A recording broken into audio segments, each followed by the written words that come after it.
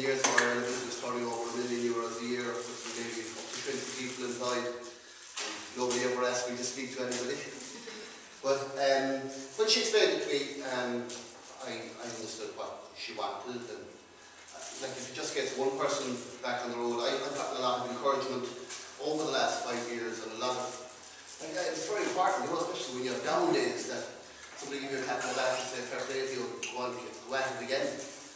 You know, so that's why I was delighted to come, you know. Okay, I'm just going to go through the bullet points I have here. I met with Paul last night, and he asked me a lot of questions, and a lot of stuff came out while I was talking there rather than, so if you have any questions, anyone, especially Paul, Sean, you'll just ask me again if you think I'm missing anything out or haven't mentioned anything that we spoke about last night. So I'll tell you a little bit about myself and how I got here. Not by car, but anyway, how I got to Brona Chocolates. I suppose from the time I was 10 or 12 years of age, I worked for myself.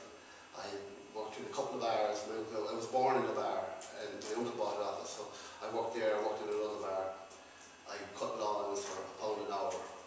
So I've kind of been doing that for. So when I qualified as a carpenter, I went to England and worked there for 3 or 4 years, and came home and set up the construction business. Well, I worked for a few people at different times. Then I set up my own business, roofing. And then, as I found in every business I've done, things kind of morph from one thing into another. And we got an opportunity to do a timber frame house, and another one, and another one. And in 2005 and 6, 2004, 5 and 6 maybe, we built 200 houses a year. Roughly the amount of houses that were built in 2010 in the whole country. Yeah, I never met anybody better at putting up timber frame houses than I was. I don't hope that doesn't sound overconfident, but we were good at it. And we turned over €1 million a year, a lot of people employed, and had the lifestyle to go with it. I drove a €100,000 Mercedes, nice house. You know, things were going well for us.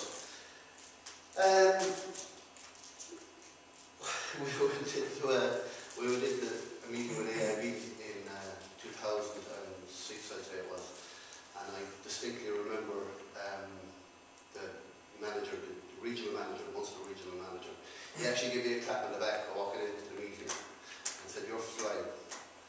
And I often thought of it since. So at that meeting they gave us €1 million of a credit line and sent us on our way. And we duly tried to spend that million, but we got a bit lucky. Twice deals fell through where we had spent €1 million, and we just got lucky. Both deals fell through, so we didn't end up. If we had done, I probably wouldn't be living in my house now, you know. So we just got lucky at that stage. So we carried on in construction. We went to different things. We went to agricultural buildings and stuff like that. I had a core staff of about 6 or 7 guys, maybe, mostly Polish guys, and they were very good. I was reluctant to let them go, and I just had a loyalty as well as, you know, the fact that they were good men. So I held on, and like we still had a lot of cash in the business at that stage. You know, we started to drain it down, and then I invested in a Pan-Asia property fund, an AIB Pan-Asia property fund. I'll tell you more about that afterwards. We're still waiting for that to go back. But they write to me every year and tell me that it's flying, but they won't give me a €10,000 overdraft against it.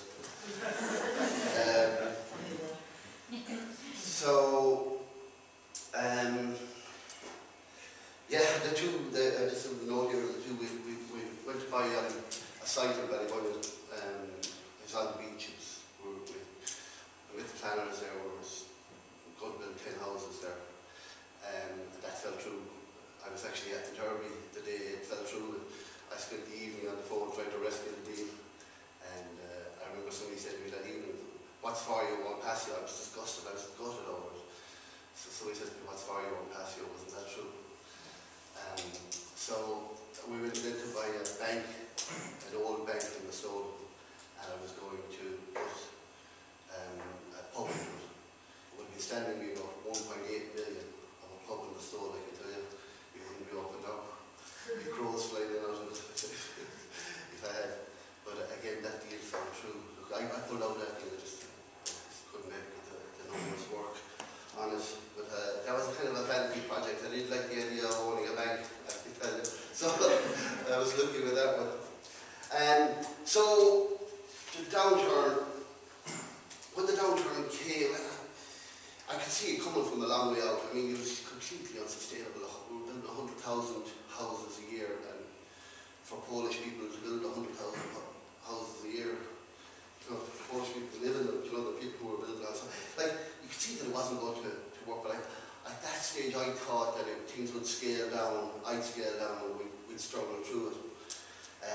Then we hit September 2008 when Lehman's collapsed, and then we had a bank guarantee. I knew at that stage that we were in trouble. So we started to circle the wagons. Early in 2009 I rented a pub because I had a background in the pub. It was an easy in for me. So I rented the pub, and I said I'd do it short term.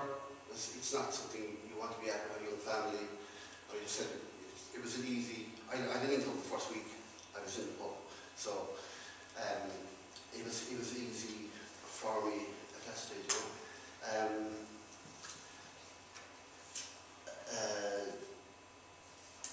Then shortly after that, I noticed one of these traditional sweet shops. They popped up all over the country afterwards. There was one in Limerick, and there was queues out the door. So I inquired about it and met the franchise company and decided to open one in Tralee.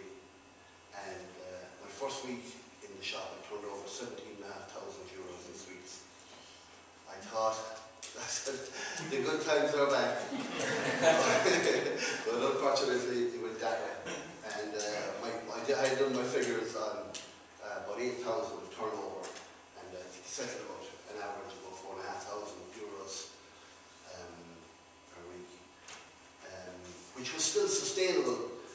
But I knew after a short time in the shop that I just didn't want to be standing behind the counter for the rest of my life. Well, it would be fine if we had reached the 8,000 staff, could have run it. I could have run myself at the lower figure, and it would have been sustainable, but I knew I didn't want it. So I was looking for something else to do. So I kind of fancied something in the food sector, because it just felt like it was something that was sustainable, and it was something I loved cooking and all that. So I went down to Skellig's Chocolate actually to buy chocolate off him for the shop. So I was standing there and I was looking around and said, how hard could it be? It turns out it's pretty hard. Anyway, so I went away and did a couple of training courses. I did one training course first of all. I just, after the first week training in chocolate, I just loved it.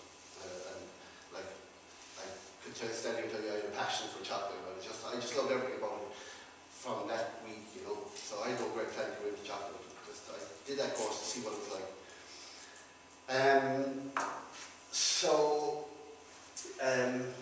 At this stage, the construction business was still going, but we were working mostly around West Cork, and long drives, and I was in the bar at night, and the sweet shop going, with girls running the sweet shop, and I actually, you could finish any time in the morning, and be up to it. One morning, I got up, and my phone wasn't fully charged, and I said, this isn't going to work. If my phone isn't fully charged, I'd hardly be fully charged. So I knew I had to do something. So we started planning to get out of the pub, and the chocolate was starting to take off at this stage. So it did gradually. My original plan, there was 6 of us in a buyers group in the sweet shop, and we had planned to. I planned to do all their chocolate products for them, and I said at least I have that much income, you know. So I produced a lot of stuff in my own shop. So I started to look for customers outside of that group, and I got a couple, and it started to work. And I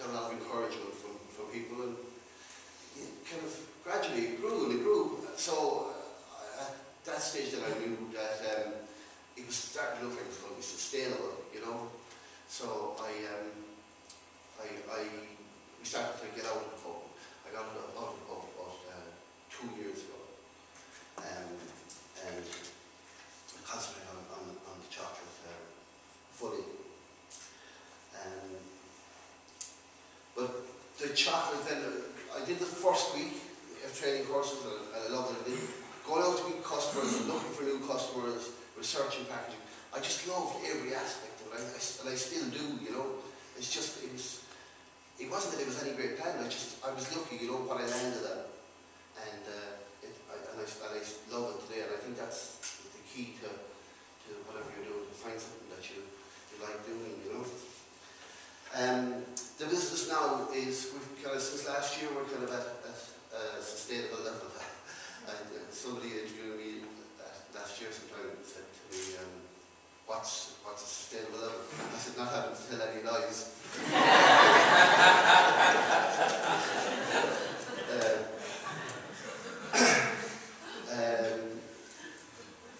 So just sort of backtrack there a small bit. Failure. I've been asked a lot about the failure of the businesses that I've been in before, and to be honest with you, it's a bit of a misnomer as far as I'm concerned. I actually don't consider that any of my businesses failed. Like, that every business fails, I suppose, to some extent, or has failures.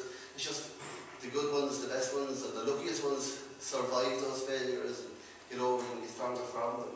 Like, just the things that have happened to me that could have, like, we were doing a timber frame house one day, and it was a windy day, and a young fellow holding a rope off a panel, and he let it go, and the panel ended up on a 30 kVA power line, sitting on it, after swirling around like this, and the crane driver sitting in the cab. I think, like, we could have put out the whole town with a stone and killed 3 or 4 people, you know. So you just, like, we just got away with it. But lots of people, you know, lots of businesses have things like that, and different financial and other things that can go wrong, and we just get away with it. So I think a lot of people, businesses have failures, just get over them.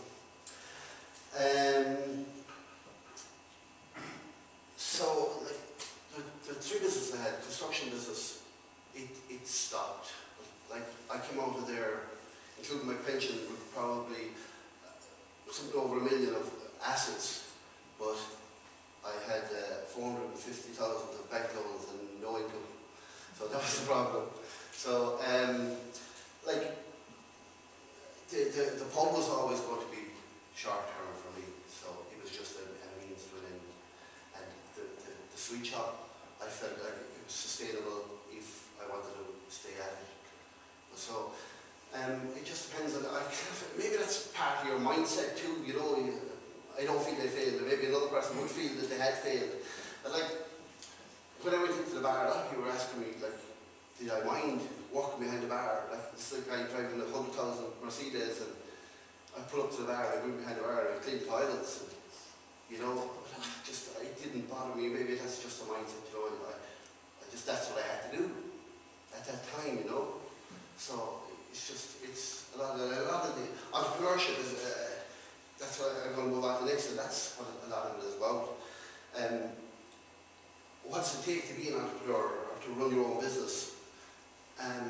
Hard work and neck is what it takes. And I see a lot of that, and I've met a couple of people to a few things like this, and that's kind of, you hear people talking about the tough days, and you see everyone nodding and agreeing, you know. Entrepreneurship, it's a mindset, really, I think, and it's different for everybody. And like, when I wrote this, first of all, I thought it would be much harder, and I wrote it, it was easy to write it, and then I read it back, and I said, geez, I'm not going to do like the magician, don't try this at home. So, like, this is the way I do it, and this is the way I did it. It's not for everybody. Like, I kind of haphazard, kind of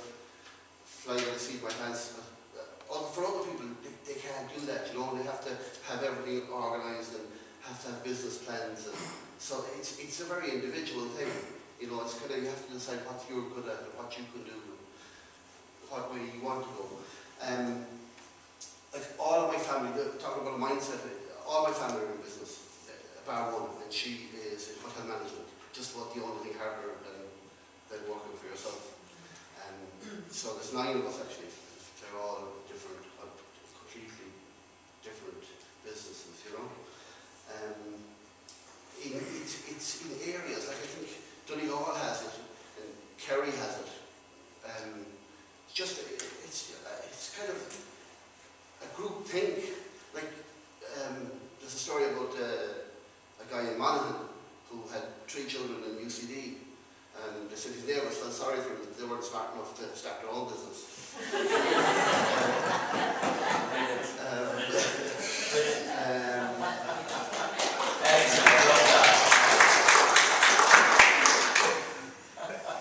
I only realised when I was talking to Paul, that's like, it just made me think about a lot of things, a lot of the questions he was asking me.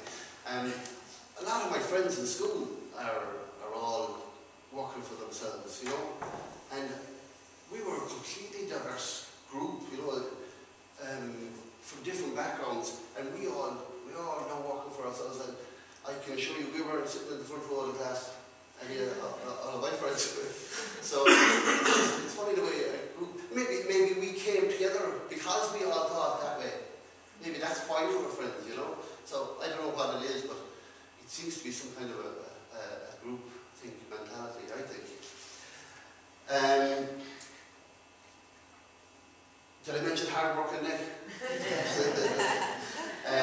They said Tony O'Reilly went in with a group staff by independent news and media, and he came out of the meeting after agreeing, and somebody said to him, "Where are we going to get money for this?" He said, "I don't even know where we're going to get the deposit." So, Mary Ann O'Brien, who owns Lily O'Brien, she spoke at a food event that I was at there last year. And she said, she wasn't long ago, but she said she used to spend every Friday night crying at her because of the banks. It's just under pressure from the banks every week. She had to pay the wages and no money left. She'll sit down at her age crying. Her turnover was now 14 million euros. She's told a story about going into Aer Lingus one time. We were going in the airlines anyway, and she said, they asked her, "Can you do this, this, and this?" She said, yeah. She said she got to the meeting and she rang her, whoever was from the factory, bawling, crying, "How are we going to do this?" So it does take, like, you just have to fake it till you make it.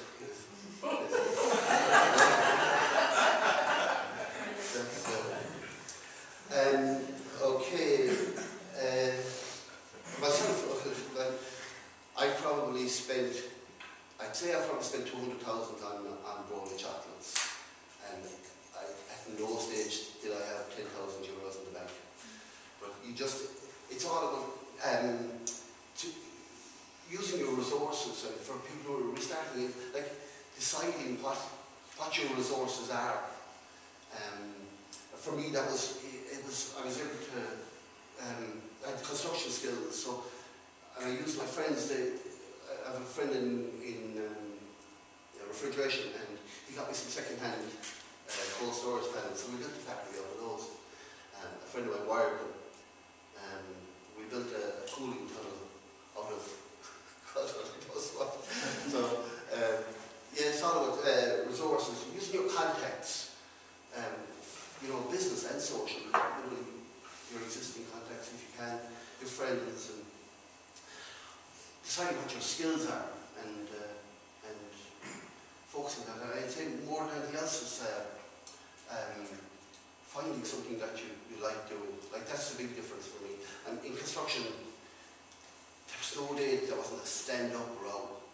And it was constant hassle. I don't have that anymore. I stayed over in West Donegal one day last year, and a friend of mine rang me. I stayed there, drank a few pints that night, got into that in the morning. I was around calling to customers, stayed in Donegal, and then had a few pints that night, back in bed in the morning, I was heading back for Dublin. A friend of mine rang me, and he said, I said, I got into my van yesterday morning, turned on the radio.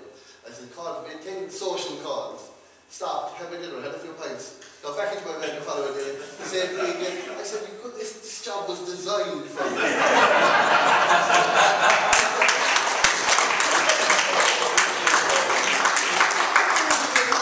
But that's not for everybody. A lot of people, for my wife to call it about 3 is an ordeal. So, you know, it's for me, you know. So it's about finding something that you like doing and have to work hard at it. Okay, just some the outside resources. There's something I found that the resources of the state, the NEOs, the colleges, like there's some fantastic resources there, and they're there for a reason. And something that I found out that they're very flexible.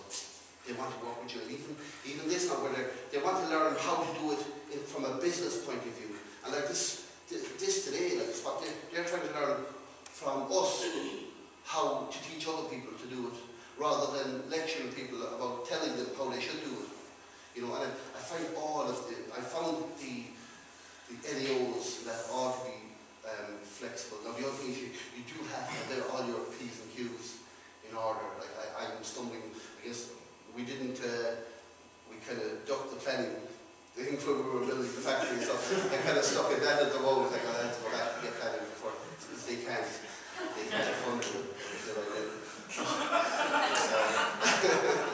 Did I mention it? Okay, we all slate politicians, but they know all of those schemes. So if you've a good politician, they know where those funds are, so they're a good resource too. If you have a good one. Right. Okay, just that last thing I have here is what have I learned? And it's just this is kind of specific to me and what I would do differently if I had my time over. I'd remember that cash is king. To be patient. I was kind of diving around from one thing to another, and if I had held my head a bit more. Loyalty is noble, but your children can't eat nobility. You know, so I kind of held on too long with the staff and that, you know, and I would have been a bit more ruthless. I think you have to look after yourself a little bit. Again, find something you love doing, and it just isn't work. Like last Friday night, my neighbour called to collect her child who was in our house, and it was nearly 1 o'clock, and I was just going out to the factory. But I made 400 bars of chocolate from 9 o'clock until almost 2 o'clock. But I only really spent an hour there, you know. But I was in, you know, I watched the whole day, but chocolate is all about time. You gotta give it time, just waiting for it to cool, heat, and whatever. So I was in and out of the factory, but she was kind of going, oh, Jesus, all this thing. But to me, it's just, if you find something that you like doing, it's not work. You know, that's very important, I think. Yeah, there's a lot of support out there. And that's the other thing I found, is there's a lot of encouragement, a lot of support, a lot of people, a lot of goodwill from the public, and not everybody now, but there is a lot of goodwill out there, and there's a lot of support from the government institutions, and it's worth exploring all of that.